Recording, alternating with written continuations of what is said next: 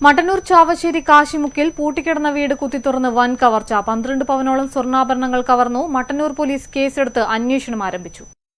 കാശിമുക്കിലെ ജാഫറിന്റെ പൂട്ടിക്കിടന്ന വീട് കുത്തിത്തുറന്നാണ് മോഷണം നടത്തിയത്. 12 പവനോളം സ്വർണ്ണാഭരണങ്ങൾ കവർന്നു.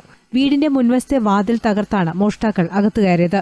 ജാഫറിന്റെ ഭാര്യയുടെ ഉമ്മ തിങ്കളാഴ്ച രാവിലെ വീട്ടിലെത്തിയപ്പോഴാണ് സംഭവം ശ്രദ്ധയിൽപ്പെട്ടത്.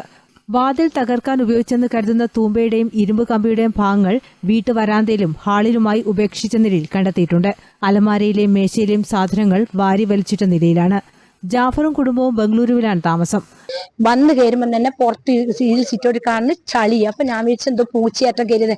അങ്ങനെ ഒക്കെ കുറച്ചും കൂടി മുന്നോട്ട് പോയോക്കുമ്പോ പൂച്ച കയറിയതില്ല. ഞാൻ ഡോറ് നോക്കുമ്പോൾ ലോക്ക് തല തിരിഞ്ഞിട്ടാ ലോക്കില്ല. അപ്പാടെ എനിക്ക് ക്ഷീണായി ആടെ വീഴ ഇതായ എന്നാൽ അറിയില്ല. കുറെ സമയം കഴിഞ്ഞ ശേഷം ഞാൻ എന്റെ അനിയത്തിനെ വിളിച്ച് പിന്നെ ബാംഗ്ലൂരേക്ക് ഞാൻ വിളിച്ചു. മട്ടന്നൂർ പോലീസിൽ പരാതി നൽകിയതിനെ തുടർന്ന് CIM അനിലിന്റെ നേതൃത്വത്തിൽ സ്ഥലത്ത് പരിശോധന നടത്തി. കണ്ണൂരിൽ നിന്ന് ഡോഗ് സ്ക്വാഡും ഫോറൻസിക് വിദഗ്ധരും സ്ഥലത്തെത്തിയിരുന്നു. കവർച്ച നടന്ന വീട്ടിൽ CCTV ക്യാമറകൾ സ്ഥാപിച്ചിരുന്നുവെങ്കിലും ഇത് പ്രവർത്തിക്കുന്നില്ല. News bureau, Mattannur.